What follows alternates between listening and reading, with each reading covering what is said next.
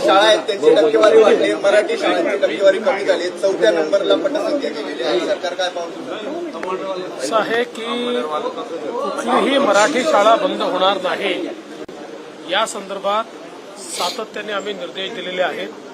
दुसरं, शाळा इंग्रजी असो हिंदी असो कुठली असो त्यांना मराठी शिकवावं लागेल याची सक्ती आपण केलेली आहे. ती सक्ती योग्य प्रकारे ते पालन करतायत की नाही याच्याकडे आपलं पूर्ण लक्ष आहे. या संदर्भातली यंत्रणा आपण उभी करतो आहोत. त्यामुळे कुठल्याही शाळेला मराठी हे शिकवावंच लागेल अशा प्रकारचा आपला निर्णय आहे.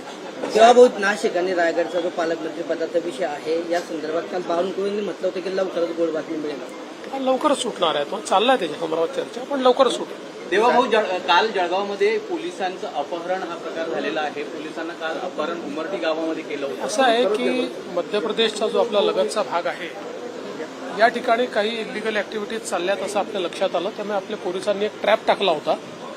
तो ट्रॅप टाकल्यानंतर त्यांना पकडायचा ज्यावेळेस प्रयत्न केला त्यावेळेस त्यांनी अधिक संख्येने त्याच्यावर हल्ला केला आणि एका आपल्या पोलिसाला उचलून नेण्याचा प्रयत्न केला. पण आरोपीला आपण पकडलं होतं.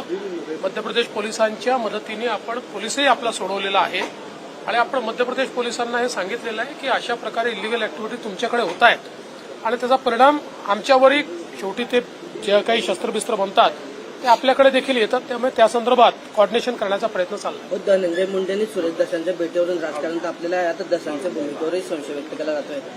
असं आहे की कोण कोणाला भेटलं याच्यावर जर अशा प्रकारे राजकारण होत असेल तर लोकशाहीमध्ये ते योग्य नाही आहे. लोकशाहीमध्ये संवाद हा सुरू राहिला पाहिजे आणि सुरेश धस यांनी ज्या प्रकारे या संपूर्ण प्रकरणामध्ये खंबीर भूमिका घेतलेली आहे ती सर्वांनी बघितलेली आहे. पण ही खंबीर भूमिका घेत असताना त्या माध्यमातून संवादच तोडून टाकायचा अशा प्रकारचं करण्याची आवश्यकता नाहीये.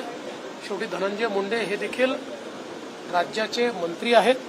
एखादा आमदार एखाद्या मंत्र्याला भेटला तर त्यांनी कुठलाही फरक पडत नाही.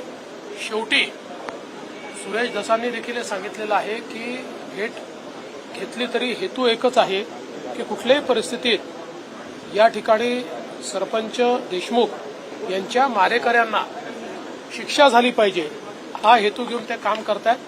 आता काही लोकांना ते पुढाकार का घेत आहेत यामुळे पोटात दुखत आहे त्यामुळे ते टीका करतात. 2 तास ईडी आमच्या ताब्यात द्यावी इच्छा सुद्धा शिवसेनेत येतील असं राऊत म्हणतात. अरे मूर्खांना मी उत्तर देत नाही तुम्हाला माहिती आहे तरी विचार